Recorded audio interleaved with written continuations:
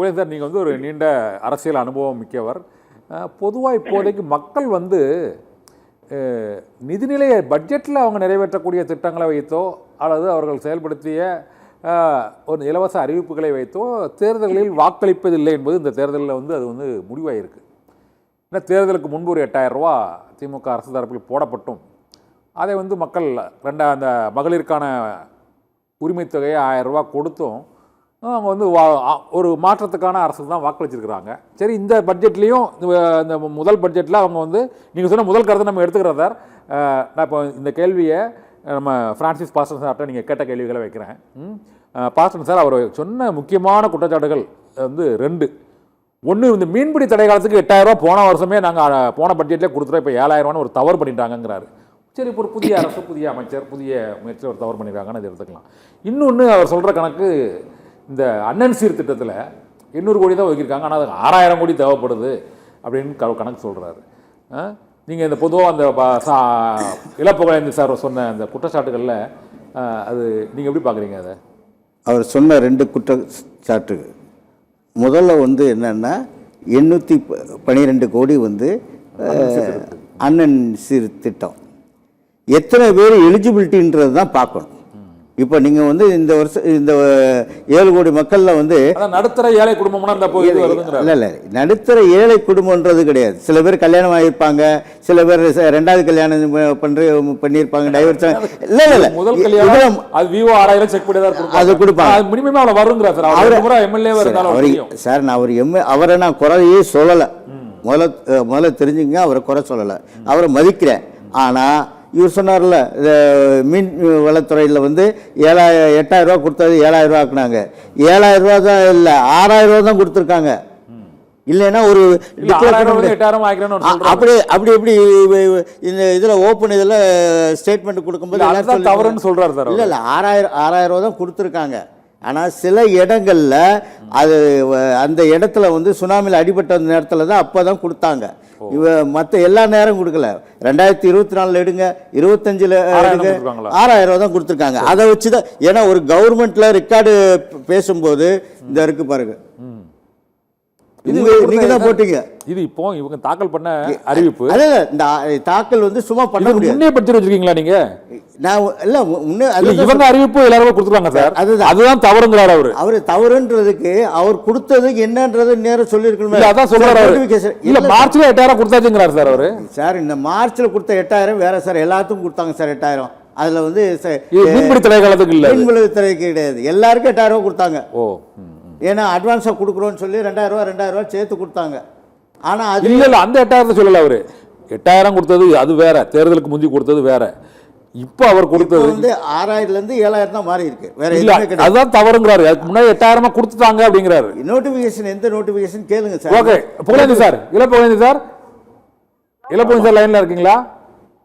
இருக்கு. அந்த 8000 ரூபா என்பது அவர் கடந்த காலத்தில் கொடுக்கப்படலை.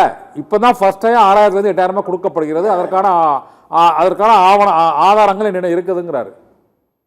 இல்ல ஏன்னா அவர் கடலூர் மாவட்டத்தில் சார், மீன்பிடி தடை காலத்துல நாங்க எல்லா இடத்துலயும் இருக்கிறவங்க மீனவர்களோடு கலந்து பழகிறவங்க, நான் கடலூர் தான். அந்த வகையில மீன்பிடி தடை காலத்துல இந்த இதை வந்து 8000 மாற்றியது எங்களுடைய திராவிட மாடல் அரசு. அதெல்லாம் யாரும் மறுக்க முடியாது. மாற்றியதும் ஒன்று, அதை கொடுக்கவும் ஆரம்பித்தார்கள். ஆட்சி மாறின உடனே இப்ப இவங்களுடைய கதை ஓடுது. கொடுத்துருக்கீங்க இல்ல? எப்பல இருந்து கொடுத்தாங்க? சரி, அவர் கொடுத்தாங்க, நீங்க கொடுக்கலங்கிறீங்க. அடுத்தது வாங்க, பெயர் மாற்றத்துக்கு வாங்க. இப்போ திட்டங்களுக்கு பெயர் மாற்றம், வெற்றின்னு எல்லாத்துக்கும் திட்டத்துக்கு பெயர் மாற்றம் பண்றாங்க பழைய திட்டங்களுக்கு. சரியா தவறா சார்? வெற்றின்றது எல்லாருக்கும் வெற்றி கிடைக்கிறது தான், அதில் ஒன்றும் தப்பாக ஒன்றும் கிடையாது. தோல்வி நினைக்க முடியாது. தோல்வி நினைக்க அவர் என்ன கலைஞர் வீடு சார், வெற்றி வீடு கட்டத்தில் கலைஞர் வீடு கட்டத்தில் நான் சொல்கிறேன்னே, சமத்துவபுரம் ஸ்டார்ட் பண்ணும்போது காசு விஸ்வநாதன், மிஸ்டர் காசு விஸ்வநாதன் தான் கலெக்டர், மதுரையில் இருந்தார். அப்போ ஜாதிகளுக்கு இடையே ஒரு பெரிய போராட்டம் நடந்துச்சு சவுத்தில். அப்போ தான் அவர் என்ன செஞ்சு எல்லாத்தையும் சொல்லிட்டு சமத்துவபுரம்னு வைத்தார். அப்போ கூட பேர் வைக்க வேணான்னு சொல்லிட்டார். இந்த கலைஞர் காப்பீட்டு திட்டம் அவங்க தான் இன்ட்ரடியூஸ் பண்ணாங்க. அம்மா நான் ஒரு தப்புக்கு இன்னொரு தப்பு சரி சொல்ல முடியாது. இல்லை இது அவர் பண்றது சரியா தவறா அதான் கேள்வி உங்களுக்கு. இது சரிதான் சார். இது என்ன இருக்கு, ஆட்சி ஒரு திட்டத்துல பேர் வச்சு நான் முதல்வர் திட்டம்னு ஒரு பேர் வச்சிருக்காங்க, அந்த பேரை மாத்துறாங்க. விடியல் பெண் ஒரு பேர் வச்சிருக்காங்க, அதுக்கு பேரை மாத்துறாங்க. அது சரியா தவறா? அது சரிதானே, அது காமன். இவருடைய சொந்த பேர் வச்சாரா விஜய்?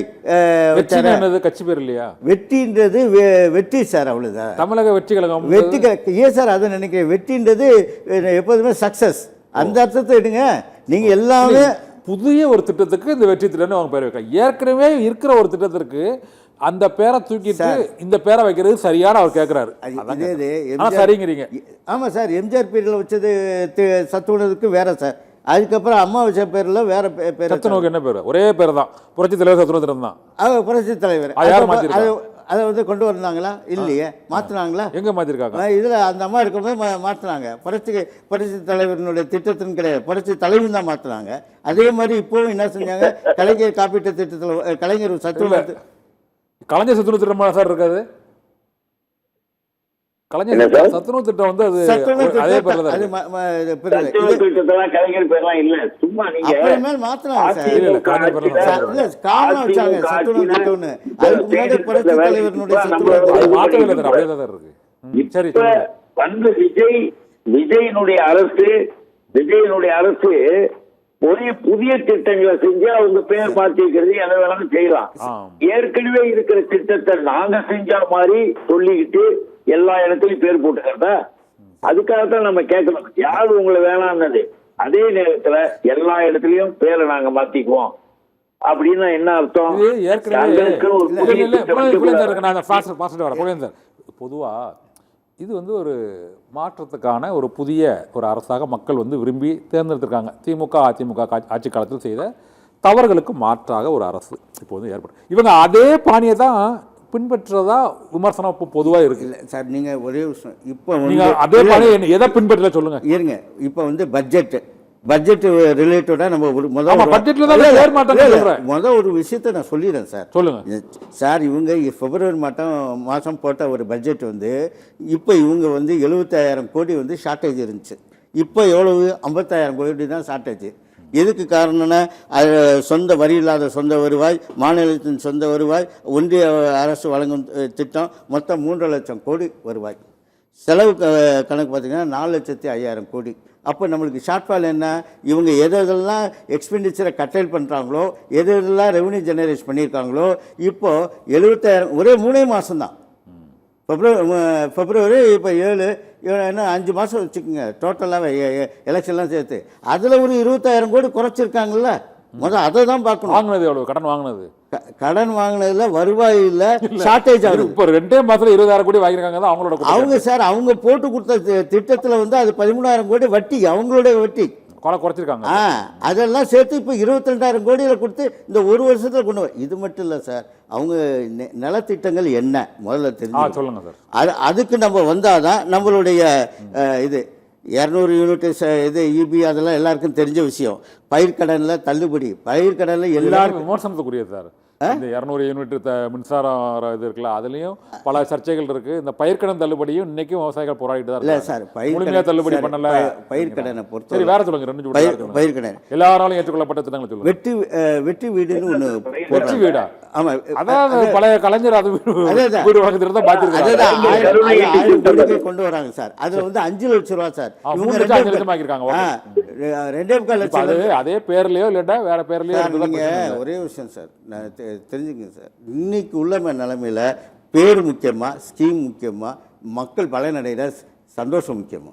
ஓகே, நம்ம வந்து சந்தோஷம் அடைகிறத தான் நம்ம பார்க்கணும், மகிழ்ச்சி அடைகிறத தான் பார்க்கணும். அடுத்து வந்து முடிக்கணும், புலேந்திர அவர் முடிக்கிடுவாங்க, அப்புறம் முடிக்கிடுவாங்க. இப்போ இங்கே வந்து நம்மளுக்கு என்ன தேவை அப்படின்னு பார்த்தீங்கன்னா, உற்பத்தி துறை, விவசாயத்துறை, சேவைத்துறை, இது 3 விதமான துறையில் அதில் முன்னேற்றம் கிடைவதற்கான வழிமுறைகளை செஞ்சுருக்காங்க இன்னைக்குள்ள ஸ்கீமில்.